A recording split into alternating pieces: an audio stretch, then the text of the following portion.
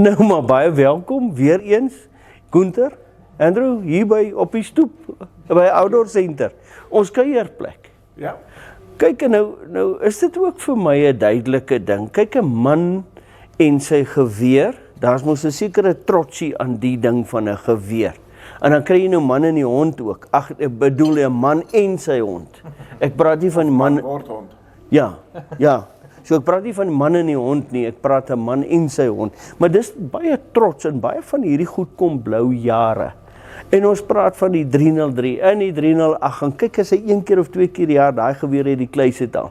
Dan is dit 'n groot trots. Dis eintlik mag niemand aan hom vat nie. Maar hier's my vraag vir môre en ek dink ek moet by jou begin.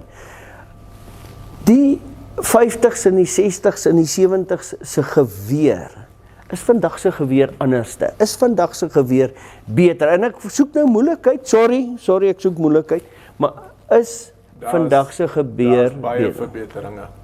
Ek meen van die Bulldog en die 303's wat die hout tot vooraan teen die loop vas was tot nou vrylopende loop. Ek hoor in die agtergrond, ag, jy praat stories, maar kom ons gaan kyk na die Ja, en feite. dan natuurlik die sintetiese kolwe wat nou bygekom het. Die houtkolwe, die meer tradisionele kolf is bly maar net mooi, veral as dit 'n goeie stuk hout is.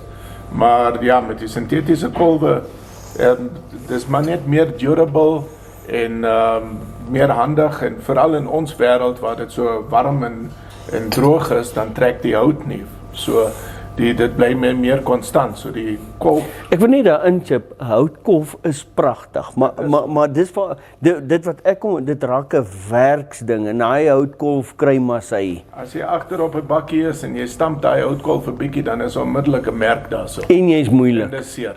Ja. So ja. Nee, daar's baie verbeteringe. Ek meen soos by die Zaco S20 wat nou 'n chassis onder die kolf weggesteek is wat die geweer baie meer akkurater maak en so daar's baie verskeidenheid aan kolwe. Maar die toekoms is maar natuurlik nou die sintetiese kolwe. Kyk, want dis altyd my vraag. As jy vir my sê hier's die stok wat ek kan 20 meter verder gooi en so wat ons nou vir mekaar sê is die nuwe kolf gee vir jou daai stuk meer akkuraatheid. Baie meer, want ja, nou is die loop ook heeltemal vrylopend, daar raak niks aan die loop, van die aksie tot waar die kolf stop, raak dan niks aan die loop nie. Ek het die naweek weer 'n man gehad, daai stukkie papier, hy dun papier wil nie tussen die houtkolf en die loop deurgaan nie, en daar, jy kan nie. Dat daar gebeur akkuraat. Nee, dis nou maar klaar. Kom ons praat lope. Die 50s en die 60s en die 70s, daai lope in vandag se loop, wat se verskil is daar? Wat se waarde is daar in die nuwe weergawe loop? Ja, die proses van hoe die mense deesdae nou lope maak het baie verander van die 50s en die 60s.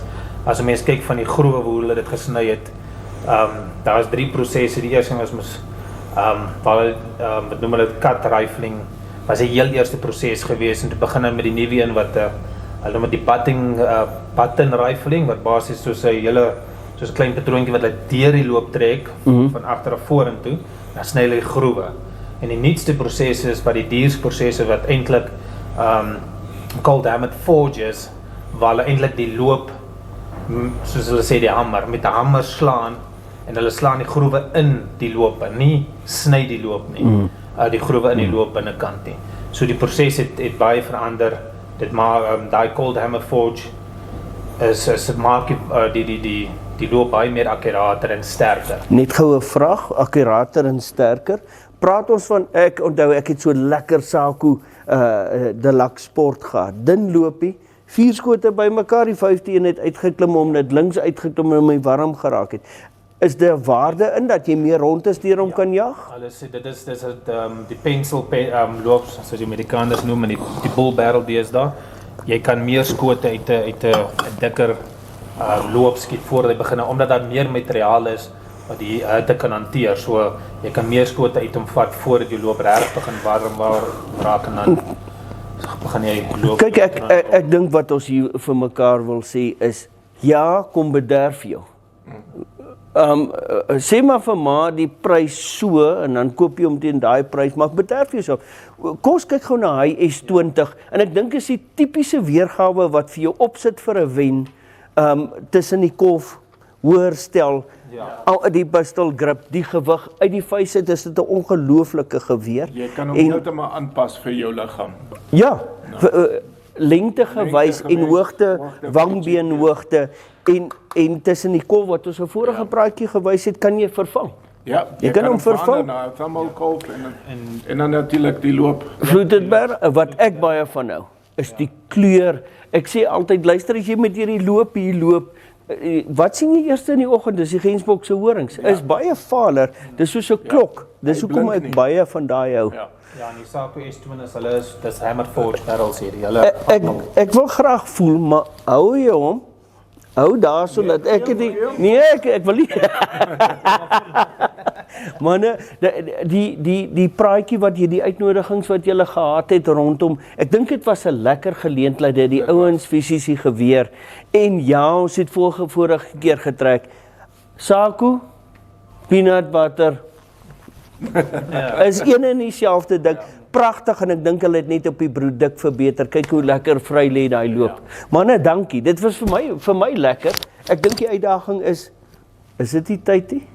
Dit is Nie vir nee. Ek moet hom sê ek het hom teen 100 gekoop. Manne, dankie. Dankie vir u saamkuier. Groete aan julle klomp.